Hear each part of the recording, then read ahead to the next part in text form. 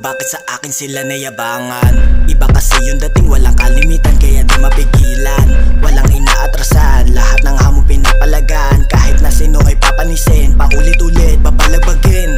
Ibang klase na kasi yung galawan ko.